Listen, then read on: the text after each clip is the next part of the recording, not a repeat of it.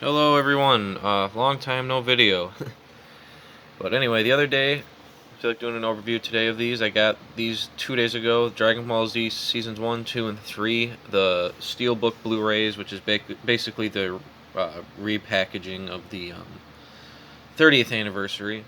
So, for context, I know this topic in the Dragon Ball community has been completely done to death.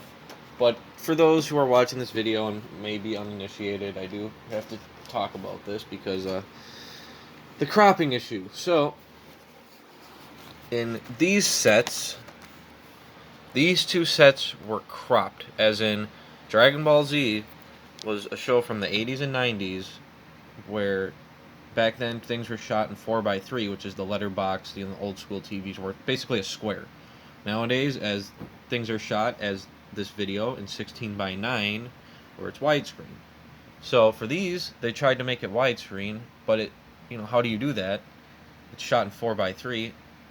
You crop it. You crop the top and bottom, and then basically zoom in on it, and that's what they tried to pass off as widescreen. Why is this bad? Because you're missing information on the top and bottom of the screens.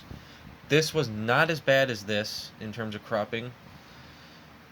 Also, the other thing is there was a lot of film grain removal to make it look more high def, even though it can't really be high def on DVD. And also, you can't really, you can upscale it on here, but it's still not really high def.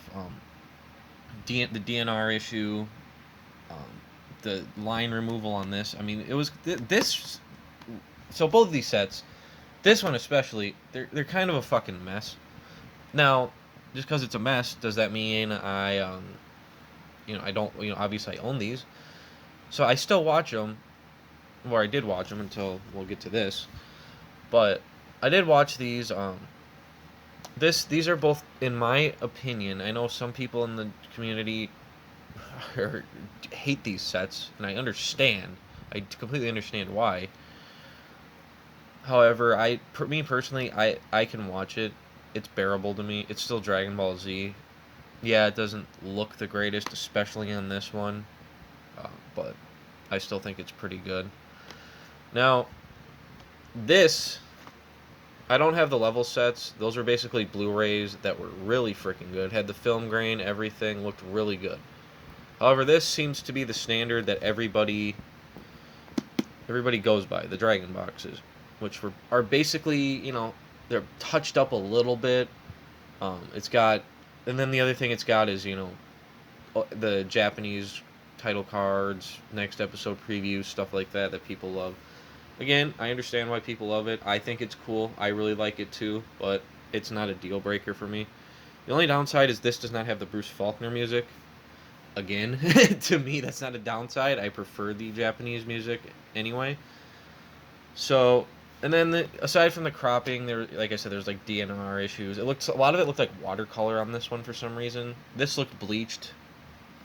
This had the film grain, had everything. The lines were not missing when the screen was shaking. It's not, bleached or DNR'd.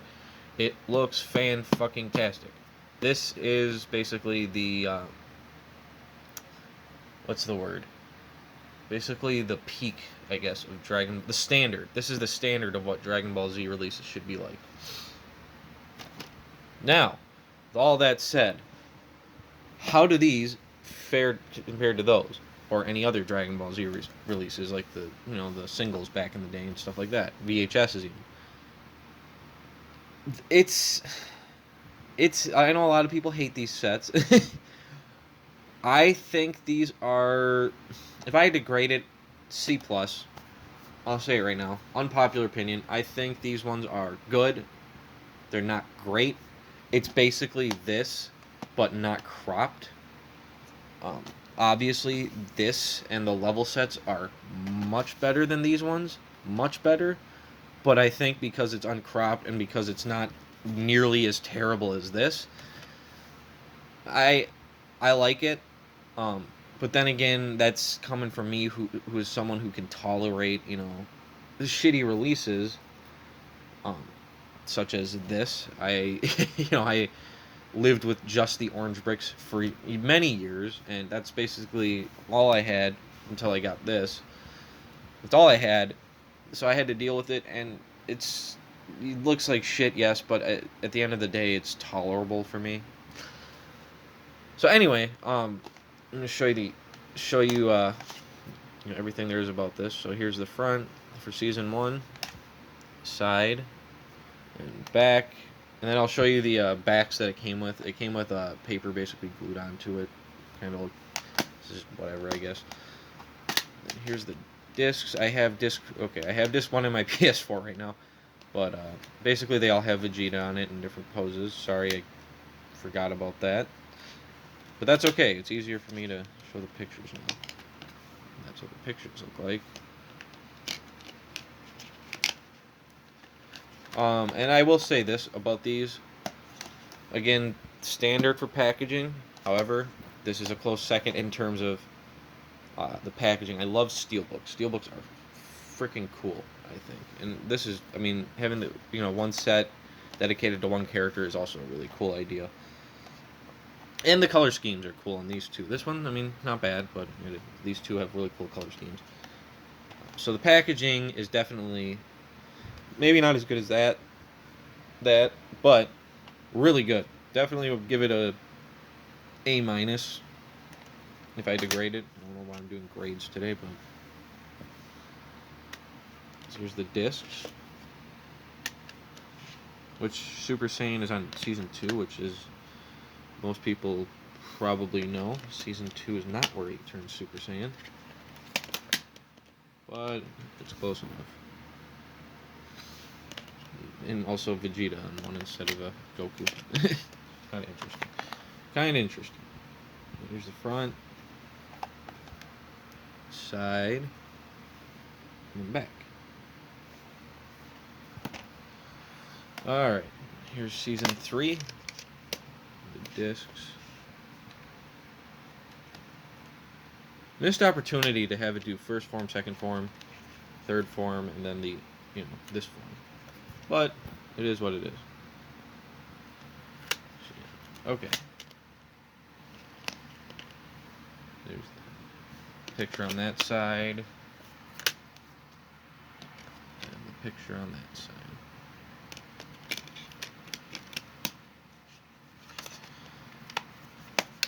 We got the front,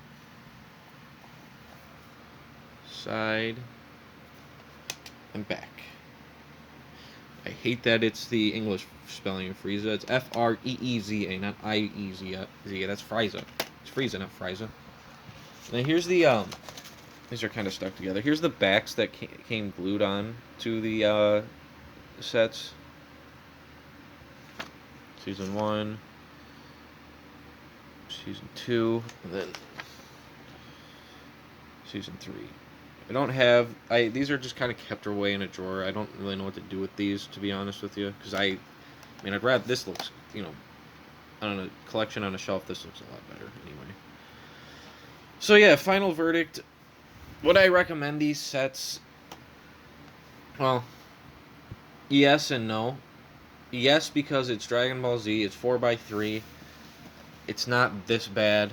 Granted, you have to still deal with the non-cropping issues that are in this. So it's like you're still dealing with a lot of issues, but I think it still looks relatively good. Again, that is the standard.